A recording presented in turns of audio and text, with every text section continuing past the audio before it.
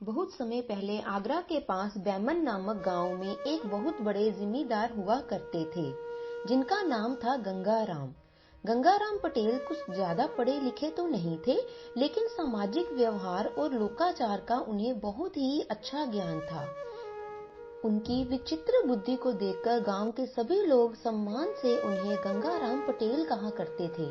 Beaman गांव में ही बुलाकी नाम का एक नाई भी रहा करता था। बुलाकी और गंगाराम दोनों बचपन के मित्र थे। उन दोनों की मित्रता बहुत ही गहरी थी। बुलाकी भी गंगाराम पटेल की तरह तेज बुद्धि वाला व्यक्ति था। उसे भी लोक व्यवहार को समझने में गहरी दिलचस्पी रहती थी।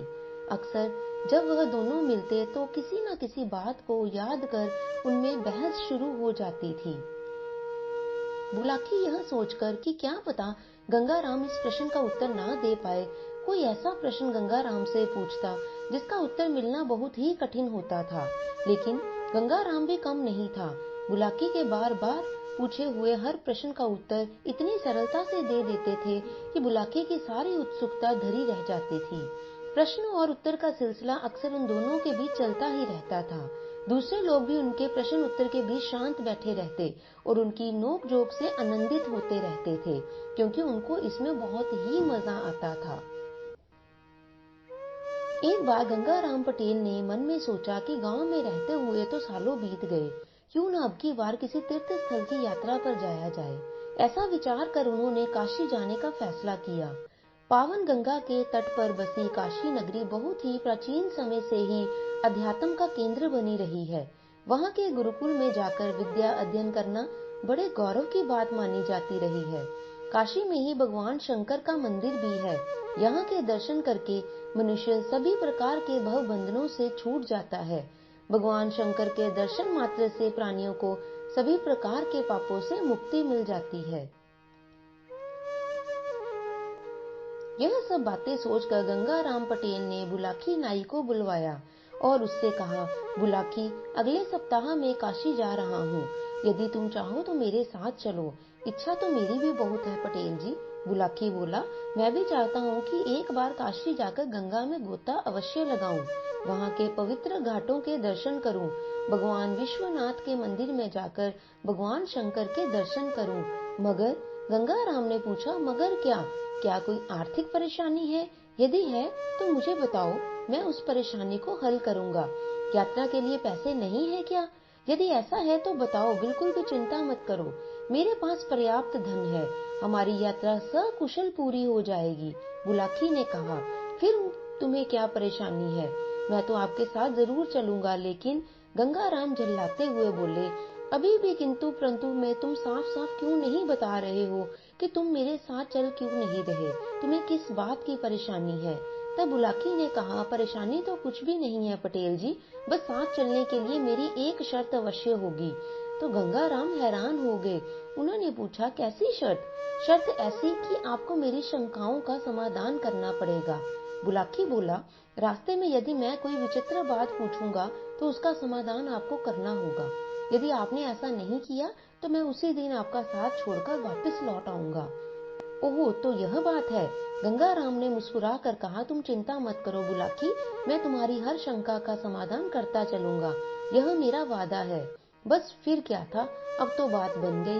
दोनों ने अपने अपने परिवारों के गुजर बसर का इंतजाम किया और सफर के लिए आवश्यक सामान, धन आदि लेकर काशी की ओर निकल पड़े। दिन भर यात्रा करने के बाद शाम के समय विवेक नगर के पास पहुंचे और नगर के बाहर एक सुंदर सा बगीचा देखकर वहीं रात गुजारने का मन बनाया। दोनों अपने अपने घोड़ों से उतरे, घोड़ों को पेड़ से बांध दिया, उनकी जीनें उतार ली और सारा सामान एक घने वृक्ष के नीचे रखकर उसी वृक्ष की छाया में आराम करने लगे और वहां पर बैठ गए। कुछ देर बाद गंगाराम ने अपनी जेब से कुछ रुपए निकाले और उन्हें बुलाकी को देकर कहा, बुलाकी, यह पैसे लेकर बाजार जाओ और भोजन के लिए आवश्यक सामग्री खरीद लाओ। और हाँ, ध्यान रहे घी जरूर लाना, घी के बिना मुझे भोजन का स्वाद नहीं आता। बुलाकी पैसे लेकर बाजार के लिए चल पड़ा।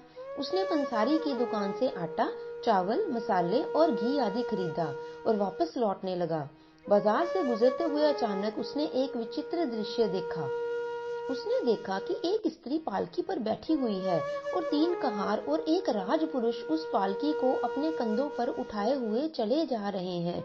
यह देखकर वो आश्चर्यचकित हो गया कि 3 कहार तो सही है, एक राजपुरुष कौन है?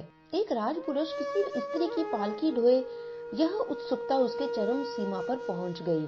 वह जल्दी जल्दी कदम रखते हुए बगीचे तक जा पहुंचा और गंगाराम के सामने सारा सामान रखते हुए बोला, पटेल जी, अभी कुछ देर पहले मैंने बाजार में एक विचित्र दृश्य देखा।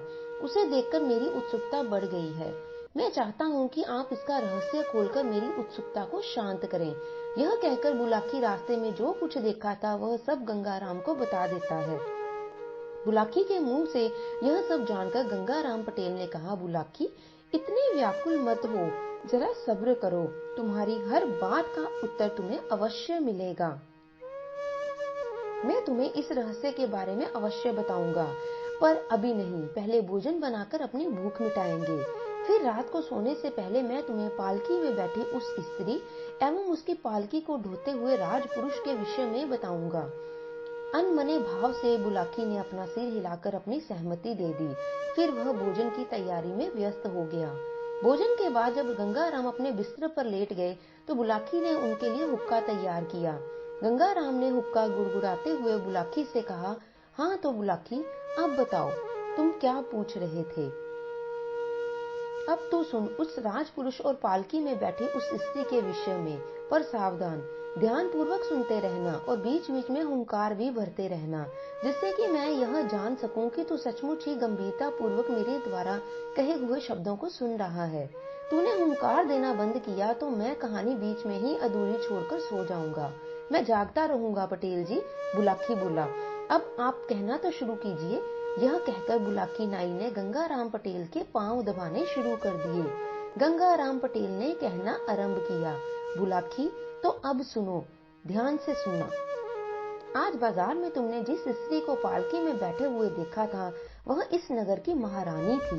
उसका नाम है श्यामा देवी। जो राजपुरुष उसकी पालकी को कहारों के साथ अपने कंधे पर ढोकर ले जा रहा था वह इस नगर का राजा विष्णुदत्त था।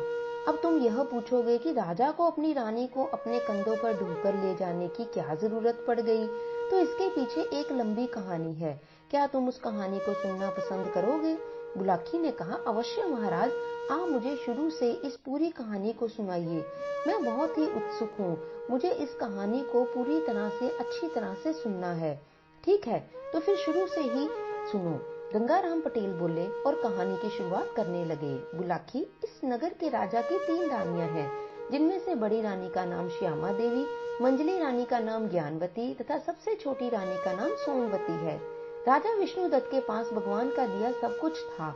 उन्हें किसी बात की कमी नहीं थी, किंतु कोई संतान नहीं होने का दुख उन्हें रह रहकर कचोट रहा था।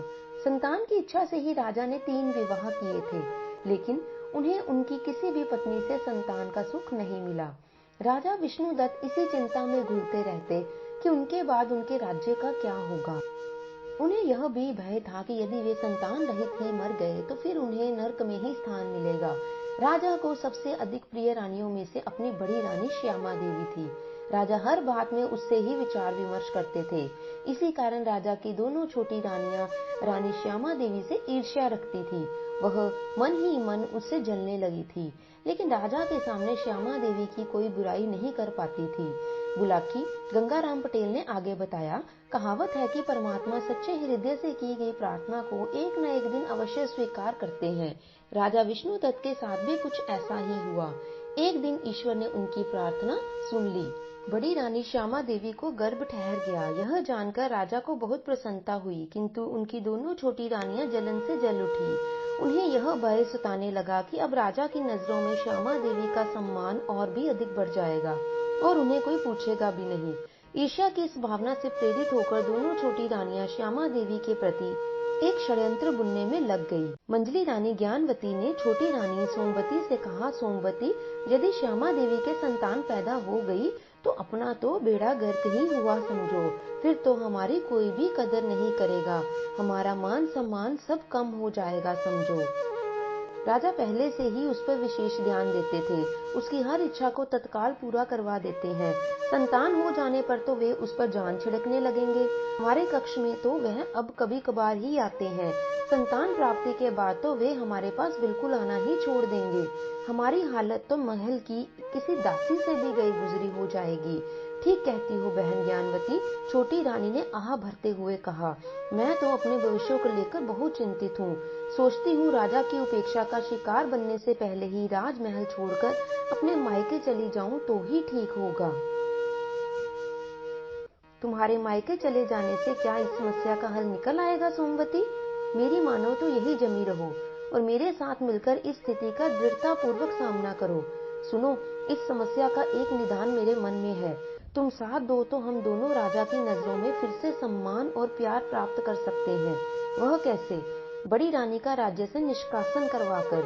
मंजली रानी ने सरगोशी करते हुए बताया, यदि किसी तरह श्यामा नाम का यह कांटा दूर हो जाए तो राजा फिर से हमें प्यार और सम्मान देना शुरू कर देंगे। हमारी खोई हुई प्रतिष्ठा हमें फिर से वापस मिल जाएगी। पर यह सब संभव कैसे होगा? सोमवती, जरूर होगा, तुम बस देखती जाओ।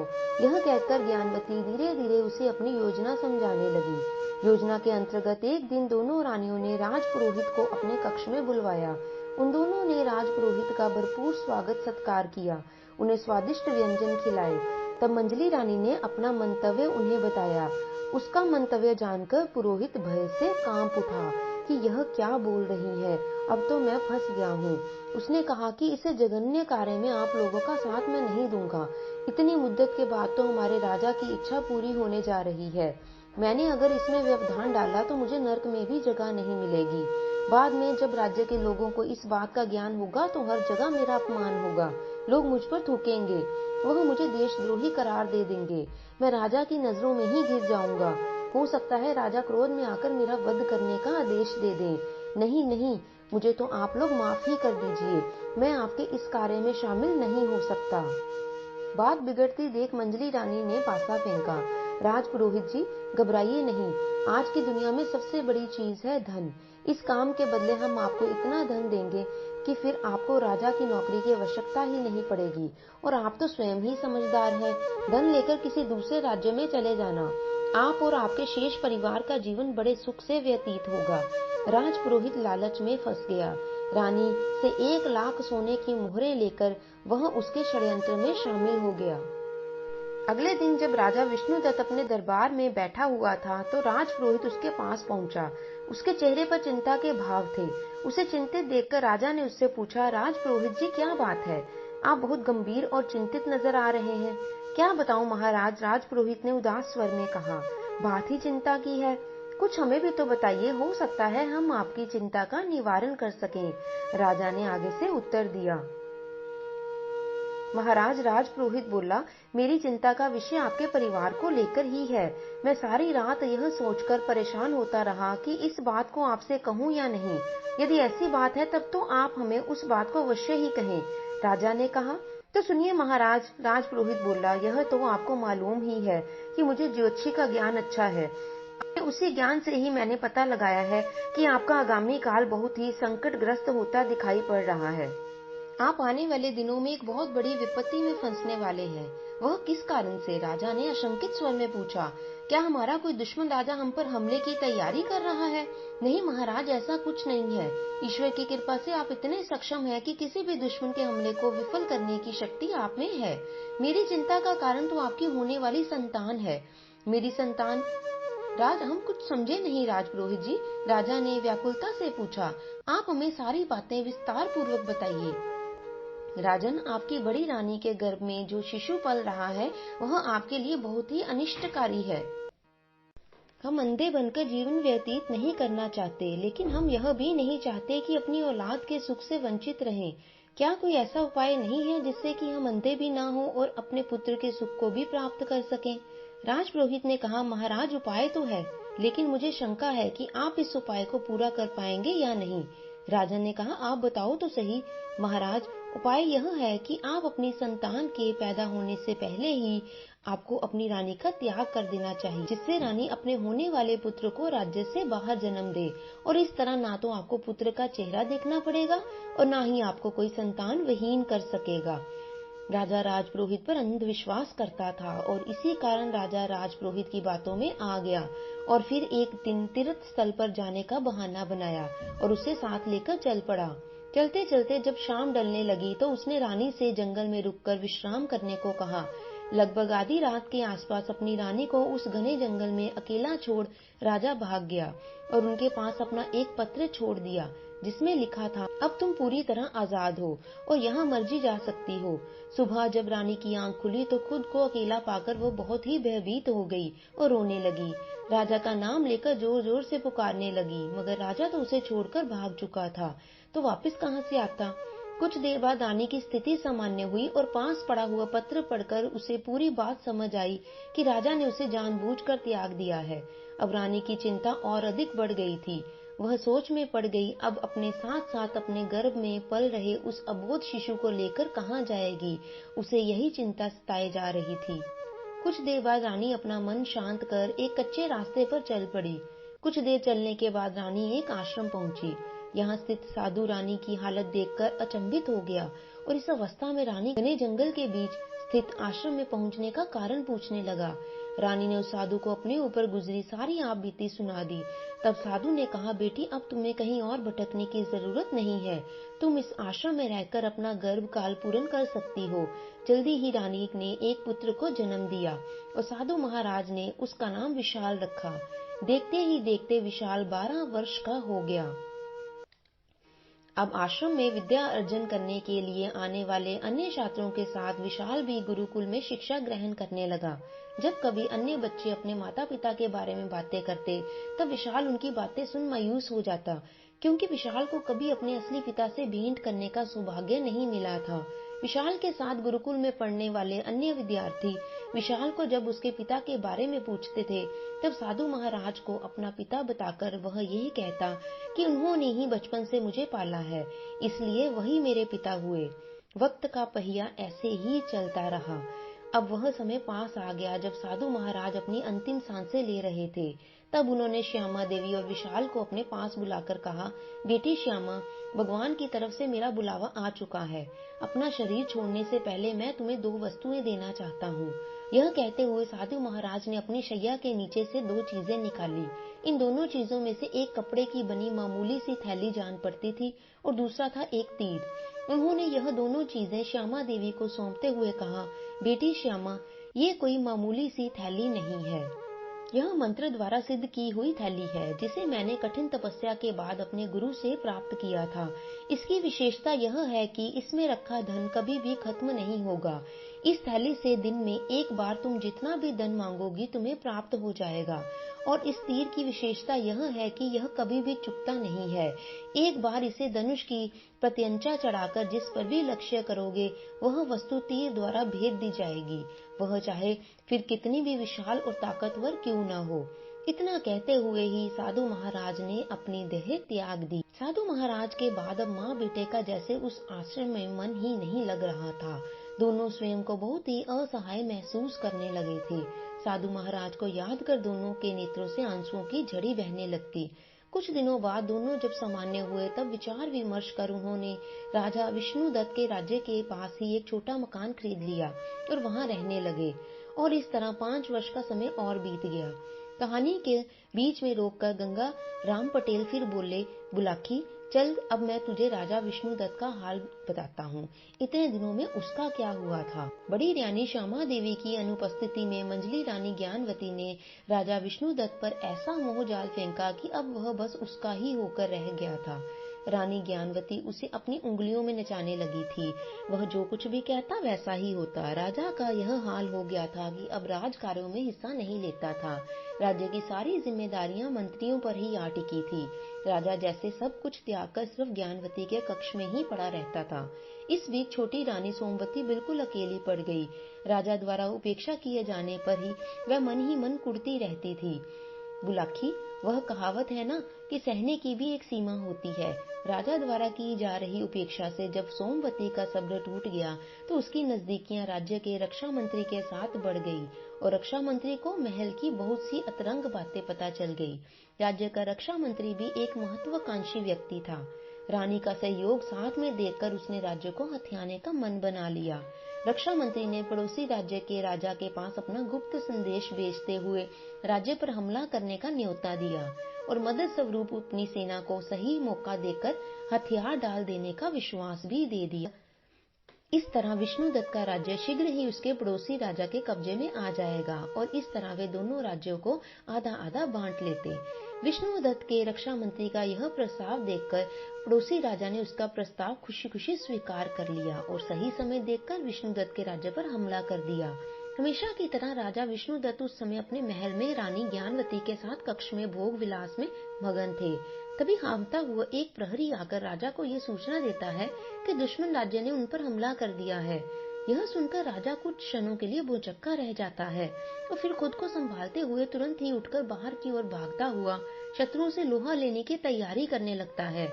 आनन फानन में राजा सेना को युद्ध के लिए तैयार होने का आदेश दे देता है। दोनों राज्यों के बीच भीषण युद्ध होता है। बहुत मारकाट के बाद पूर्व की योजना के अनुसार रक्षा मंत्री ने जाकर राजा के सेनापति से कहा, सेनापति, क्यों व्यर्थ में अपने सैनिकों को मरवा रहे हो? दुश्मन की सेना बहुत बड़ी है, उनके पास हमसे भी अच्छे हथियार हैं। उचित यही होगा कि सेना को हथियार डालने का आदेश दे दें। नहीं मंत्री जी, मैं एक सैनिक हूँ, मर जाऊंगा लेकिन हथियार नहीं डालूंगा। हम सच्चे देशभक्त हैं।